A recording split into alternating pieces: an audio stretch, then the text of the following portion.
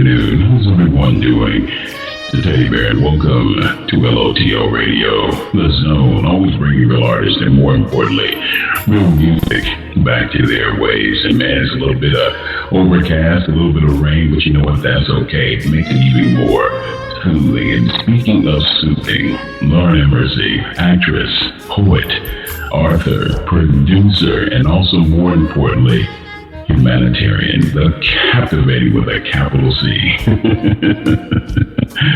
My goodness, Masiela Lusha, my goodness, it is such an honor to have her on the show. So on behalf of LOTO Radio, let's welcome the one and only Masiela Lusha. How are you doing today, my love? Hi, how are you? I'm doing wonderful. Thank you. Thank you so much for joining us today. My goodness, I'm going to tell you something. I don't like to use the term fan, but I thoroughly enjoyed your talents on, on George Lopez. You are incredible, and to see where you're at now, blocking as far as being an artist overall, is really captivating me. So thank you so much for joining us today. Thank you. I really appreciate it. It's obviously a huge team of people who have a lot of heart and a lot of passion.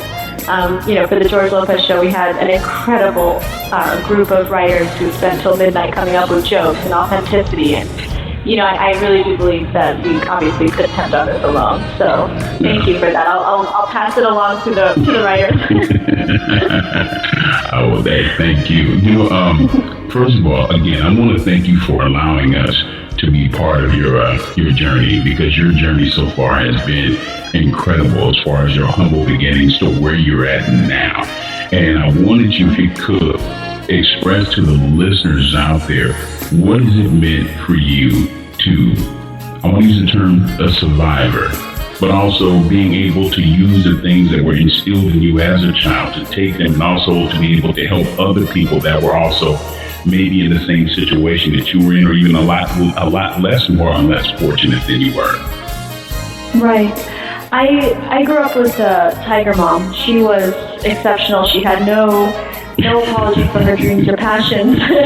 So I think through osmosis I was able to carry that sense of just constant restlessness and pursuing. But I read so much, for example, poetry. I read so much incredible poetry from these kids. And even at the time when I was publishing my poems, I consider their poetry superior. And I think the number one issue that I've noticed throughout is that sense of believing that you can take it further, that imagination of how far you can take it. These children were exceptional, and nobody told them that they could publish a book of poems, that they could submit it for awards. And I think that's the first and the biggest step in pursuing your dreams.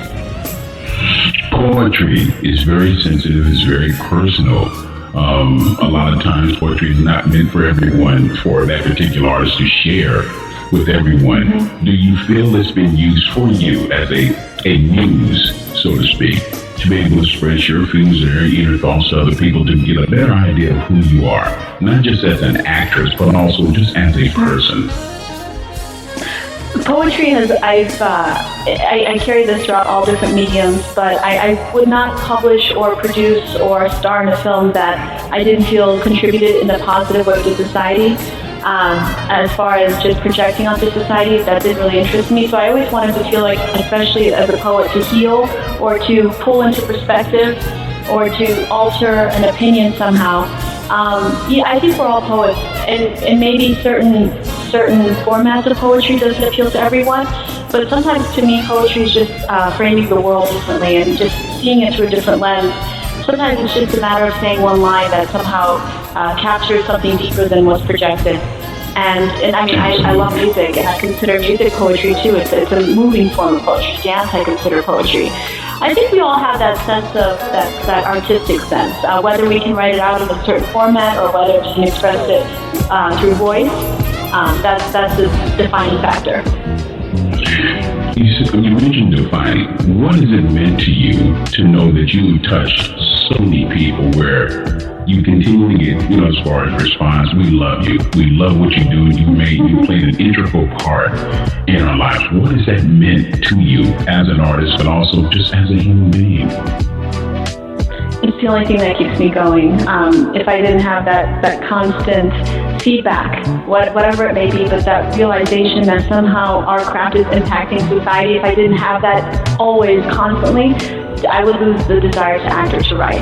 And I remember there was actually this one instance where I met this girl, and she had never met me before. I had never met her, and she just ran up to me and she hugged me. And she hugged me with such warmth that it felt like she knew me for years. And then she pulled away and she looked at me with tears in her eyes, and she just started crying. And she said, you know, when you were playing that part, Carmen, and when you were going through bullying as the character and people called you these names in school, I was going through the exact same thing that exact week, and it was so healing for me to be able to go through that with you. So thank you. I mean, how can you turn your back on the craft when you have that kind of feedback? So it really is. Yeah, it's the fans of society. They fuel the work. Being a humanitarian and the things that we are seeing taking place in everyday life, you know, in this wonderful country that we call the United States. For you, when you see people out there that just want an opportunity, they don't want anything given to them, they just want an opportunity, hard work, perseverance. What can you say to them? Because you did it all. You've worked hard. No one has given you anything. You've persevered through a lot of obstacles in your life. What does it mean to you when someone looks to you as a beacon of hope and say, hey, look, if I put in the same type of work and the same attitude and mentality, I can succeed. What does that mean to you? I think absolutely, and you can succeed even further. And it's just a matter of how much courage you have to dream.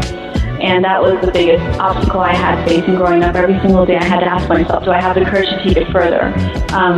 When I graduated high school at 15, I asked myself, do I have the courage to attend college now? Of course, I wasn't an exceptional, intelligent human being, but just the idea that maybe there's a possibility. And the first step was the hardest step, which is starting to apply and getting into Glenroe College. And it's just that sense of finding courage in yourself and not just projecting the words onto yourself, but just believing it through the core. A lot of things I wouldn't even have begun to pursue had I not had that courage.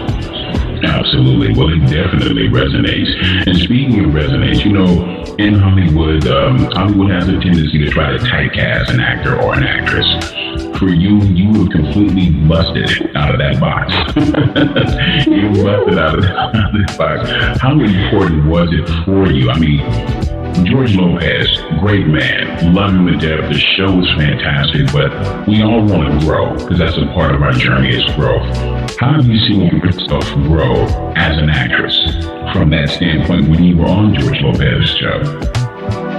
Well, I think it helps breaking the stereotype since I'm not really Hispanic, and I didn't try to apply a Hispanic expectation, whatever that means. I just wanted to be real. I knew that Carmen was universal with her struggles, so I took it to that point, and I think just it became transcultural. People just appreciated that sense of authenticity throughout the entire cast. We all kind of pulled into that universal expectation of what it is to be American. And I think we grew together. I mean, George was phenomenal in bringing me in to play his TV daughter, and I know how much he respects and adores the Hispanic community. And to do that, I think is a testament to his character as a human being and as an artist, to see past that and to pull me in. I think, as far as that's concerned, I believe we all grew together, and I kind of appreciated that transcultural phenomenon that became George Lopez. You know, I must admit, I was telling a colleague of mine about a month ago, I said, you know what, I need to go ahead and purchase your book, The Living Air. I have purchased the book. So I went, of course, listeners, be sure to go to Amazon.com to purchase the book. It is available. I purchased the book, and I had an opportunity to read it cover to cover. And I must say, you are like a Rubik's Cube, my love. You have so many different dimensions. So many different dimensions and so many wonderful aspects of who you are. It's like reading or looking at a Salvador Dali picture. You just have so many aspects of you. If you could, in one word, what would be the best way to describe you? Unformed. Maybe that's probably what you picked up. That's no time before I find my voice. Oh my goodness. I said, wow. So, but that's what makes it just, I found it, it was invigorating because you reach so many depths as far as your poetry is concerned, and you gain a different perspective and insight of who you are, not as an actress, but just as a person. Now, I must admit, I had a lot of fun looking at Sharknado 4, and I know Sharknado 5 is just around the corner, due out in August. How much fun? It seemed like just overall, you and the cast had a lot of fun making these movies. What does it make you to have that kind of, I guess, camaraderie making the movie? I came in during Sharknado 4, so I knew that the family had already been developed and the dynamics among the actors. So I was just, apprehensive. I thought it felt like going to the first day of school, meeting everyone, and it was immediate. I mean, they drew me in literally and figuratively with open arms. They said, "Welcome to the family, welcome to the Shepherd household," and it was just so much fun. I mean, the producers allowing me to do my own stunts, I couldn't have thanked them enough, because for the longest time leading up to the major stunts, they were apprehensive and they said, no, we need you to stay safe. I'm like, guys, I feel safe here, I can do this. So yeah, weeks later they had me jump off the Stratosphere Hotel, so that was fun. Okay.